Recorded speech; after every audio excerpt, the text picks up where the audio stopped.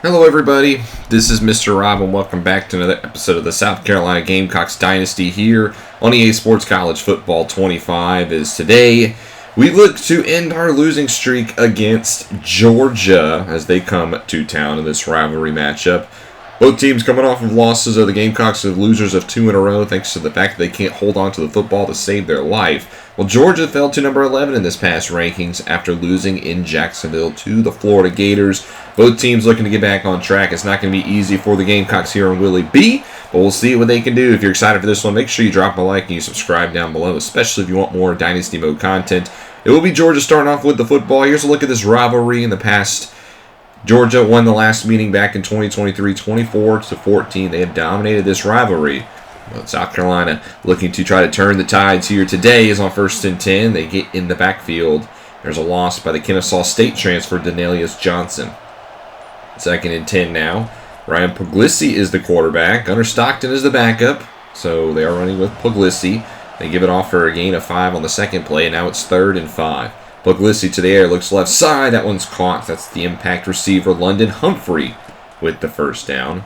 So then back to the ground. Here's Justice Haynes, the former Alabama Crimson Tide who transferred here a couple years ago with a gain of 3. And then on 2nd and 7, looks like Puglisi's going to go down by Caden Curry, who has been living in the backfields this season over at double-digit sacks. Sets up a 3rd and 11 for the Georgia Bulldogs, and despite some good blocks, can't pick up the first. And we'll take a look at this Gamecocks offense to begin. Dante Reno getting the start at quarterback. Just got to hang on to the football. It's been turnover central. Thrown 10 interceptions in the past 3 weeks. It's on 1st and 10. Here's Braylon McReynolds, who gets maybe 2. 2nd and 10, now toss outside, and McReynolds tries to cut it up, and he picks up 2 more.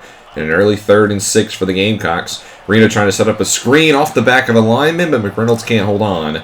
So the Gamecocks will punt it away, go 3 and out, giving it back to the Georgia offense as they're starting to move. Out past midfield, 1st and 10 from our 44. Quick pass right side. That one's caught by Nitro Tuggle for a gain of 9. He comes across the formation on the next play. 2nd and 1, play fake. Puglisi rolls to his right, fires, has a man open, but he drops it. Tight end can't hang on. Now it's 3rd and 1. More motion. Georgia will hand it off to Robinson, and he won't get it. Stop shy of the marker. And Georgia Bulldogs will bring out the kicking team, a 53-yard kick from right hash. Peyton Woodring, the kicker, he's been perfect on the season, and he doings it off the upright, so he makes his first miss. Maybe a little bit of Caster's curse there. The Gamecocks dodge a bullet. They get the ball at about midfield. 1st and 10, trying to set up a tight end screen. That's going nowhere. Paquette on the loss of 3.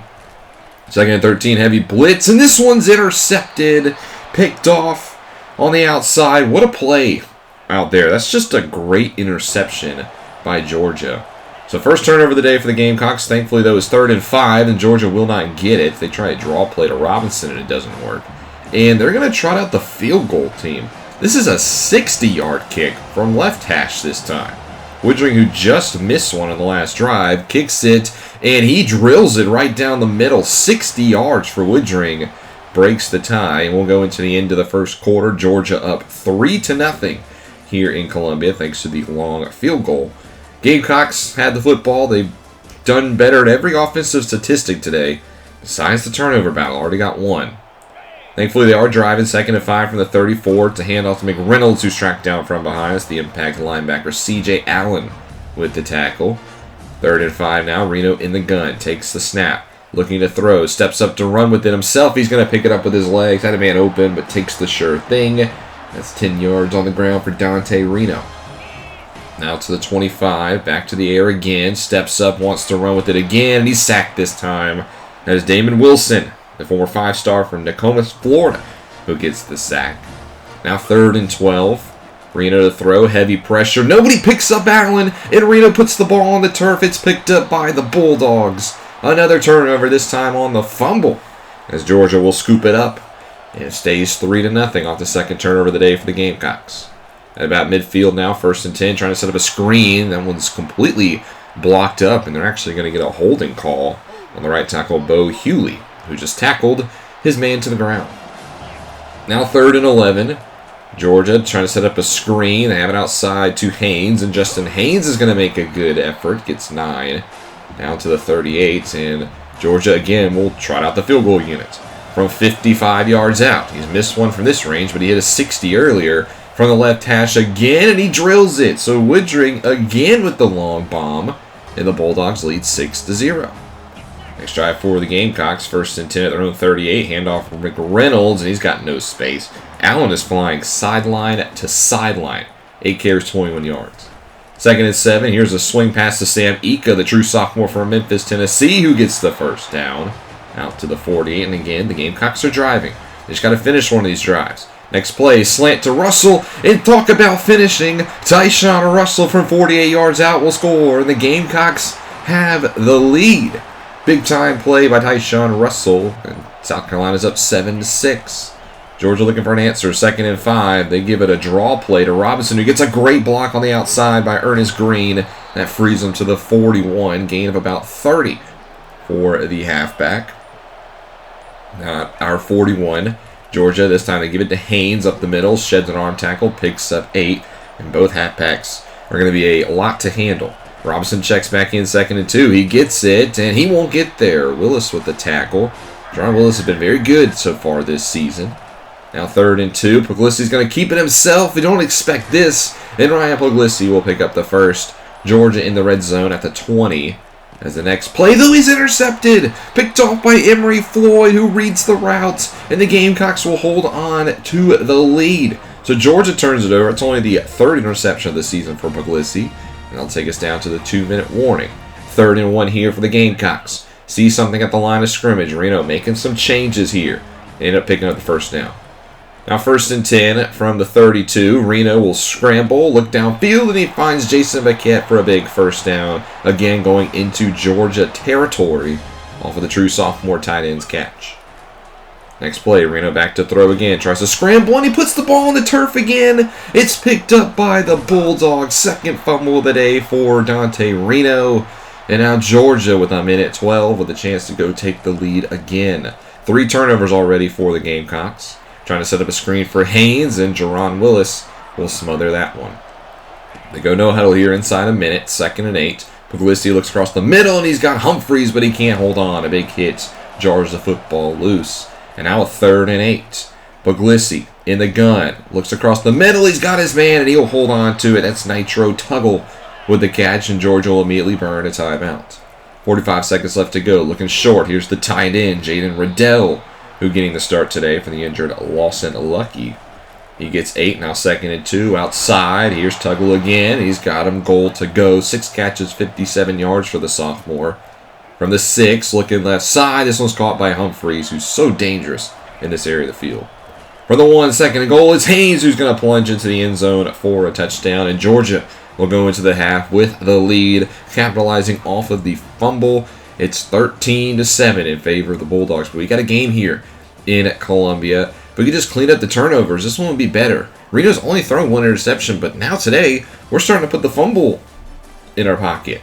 Reno has not had a problem with fumbles all year, and he's already had 2 today. So we just got to hold on to the football. We do start off the second half with it at our own 25-yard line. And Reno will go quick pass, but it hits off of the head of a lineman incomplete. 2nd and 10, now a give to McReynolds, and that hole is quickly smothered. No gain, makes it now 3rd and 10. Reno to throw.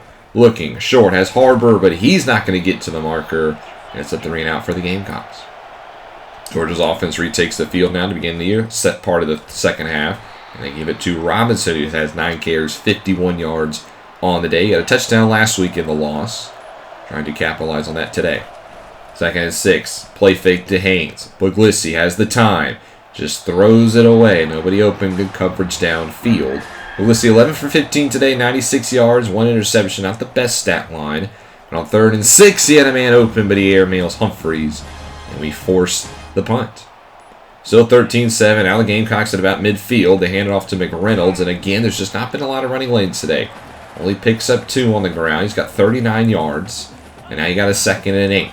Reno making some adjustments. Georgia, they try to swap fields, and we had an open man. But Pringle gets a little happy. He false starts. That'll back up the Gamecock offense. Now 2nd and 13. Play fake. Reno throws across the middle. He's got Gatling. And Gatling getting some snaps today. Picks up a first down. Reno looking pretty decent. Only 3 incompletions. First and 10, Reno throw outside, and he gets intercepted. Picked off by Daniel Harris, and he's going to have a pick six. There he goes the other way, 56 yards. That's a screen, man. You got to pick up that block. And Gatling misses it, and Harris will go the other way. 19-7, second interception of the day for Reno. I don't fully blame him for that one. As Georgia going for two now, and they will pick it up. 21-7, Bulldogs. Just like that. So the Gamecock offense will retake the field, now down by 2 scores, as they give it to McReynolds, and he's quickly swallowed up. That was Tyler Walton and Harris in the backfield. Now you got 3rd and 12. Reno, man in his face, throws across the middle, and he airmails everybody incomplete. Back to the Georgia offense. And the Gamecocks, you can feel like, starting to lose their footing in this game. 2nd and 9, out to Radell, who picks up about 5. Now 3rd and 4. Pushing a man out of the formation. It's a play fake. Puglisi across the middle, and Radell will hold on to the football. Big hit by Kilgore, but Radell, 3rd catch of the day, moves the chains. 1st and 10, and there's going to be an encroachment. Nate Lamb gets called for the penalty. He's had a few of those this season. Just got to be a little more disciplined, the true sophomore. So instead it's 1st and 5, and Cameron Robinson will take matters into his own hands. Loss of 3. And now it's 2nd and 8. And this time Lamb will jump, but it was because they got the left tackle Ernest Green first. So a false start will negate the encroachment earlier. And now it's the 2nd and 13. Bringing a man across the formation. Play fake goes Georgia. Puglisi rolls to his left, and he's going to be sacked, swallowed up. That's a big-time sack as it puts him all the way back at the 48. Now 3rd and 21. Puglisi just dumps it off short for Robinson, who will pick up 9. And they're going to try the field goal, because why not? This is a 55-yard try. He's 2 for 3 on the day. As Puglisi, it'll be Woodring, who drills it down the middle. This kicker's going to be kicking in the NFL one day. What a leg he's got on him. So now 24-7, Reno. Next play will get intercepted. This one's picked off, and it's going to be another pick six. And it's going to be Jalen Kilgore, the former South Carolina Gamecock who transferred to Georgia this offseason. And he stabs us in the hearts with a pick six. That was just not a good read by Reno. You got to hand that one off. 31-7 all of a sudden. And the next play he gets picked off. An incredible read by the linebacker, J.D. Rim. We thought that play all year, and it always gets us 6 yards, but Rim sees it. And just like that, Georgia, all of a sudden, is up 38-7. This was just 13-7 just a minute ago, and it has quickly turned into a blowout. 4 interceptions from Reno. He would be pulled from this game. McDaniel would get a drive. This is the redshirt freshman from Chester, South Carolina, with a chance, and he drives down the field and does score. A nice pass to Sam Ika for a touchdown. Garbage time, though. Georgia's got the backups in, so that'll at least give us 14. As it's now 38-14. Next drive, McDaniel's 2nd and 10. He's got a little bit of drive going here, but he's going to cough with the football, and Georgia will pick it up.